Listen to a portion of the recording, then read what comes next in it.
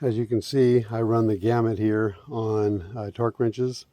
That's because every single size is different. For some reason, they do not make universal sizes. So I have the CPS over here on the left. That comes with all the normal sizes, supposedly. I've never found that to be true. Same thing with these ones here. These are awesome because they flip open, and you can get right in. You can get right in on those also. And then, of course, I have the Tasco. And so it works out perfectly. If between all three, I usually be able to pull it off, but I have a crescent wrench, torque wrench that I use also. If none of these three will work, I use the torque wrench from the crescent wrench. Anyway, regardless, we make it work. We're going to put a little nylog on each flare face. Nylog is POE oil that's been thickened, so it doesn't mess with our oil whatsoever because it is our oil. It's just simply thickened as a gasket and thread sealant. It works fantastic. You definitely need that nylog on every flare face.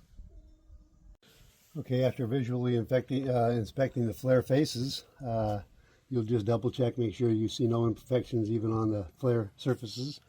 If there was an imperfection, now is the time to try to repair it. So when you do nylog, you simply squeeze out just a little bit to where it's a little tiny bubble. Make sure there's no dirt on that. Just a little bubble there. And you take that little bubble, you don't add to it, you just leave it right there. It's just a little bit, you don't squeeze more out of it. You just take it and rub it around the flare face, okay?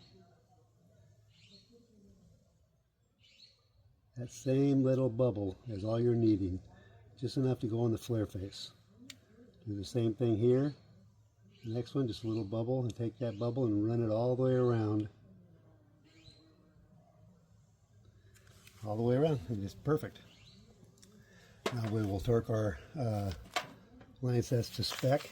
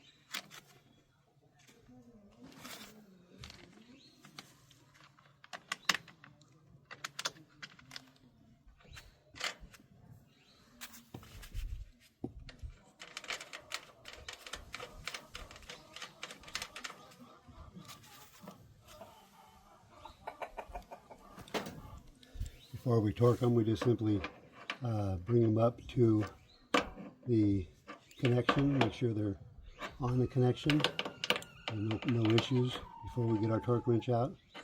Everything's set up there. Now we'll torque them to spec.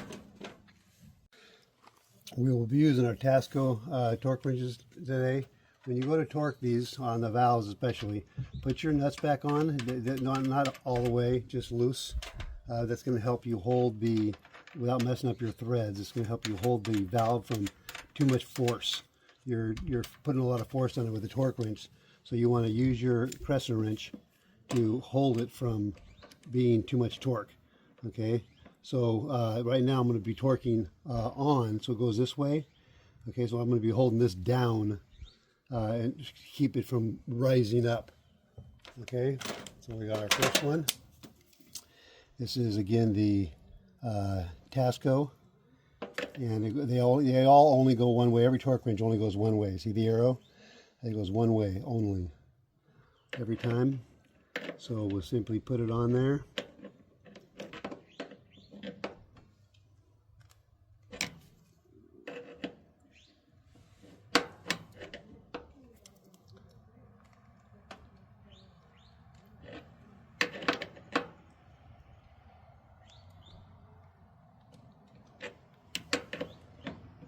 You can see how much force is levered against there when you do that.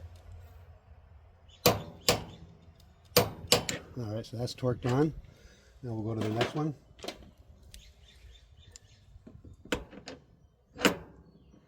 Again, trying to hold it down so where you're not too much pressure on the valve itself. And again, only goes one direction.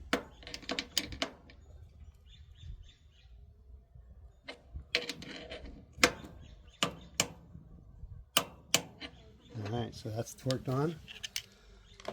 And now we'll go and torque the inside unit. There's two, these are the two line sets on the outside unit. There's two of the same nuts on the inside unit connecting the dots. We'll go in there and put nylog on those and torque those also.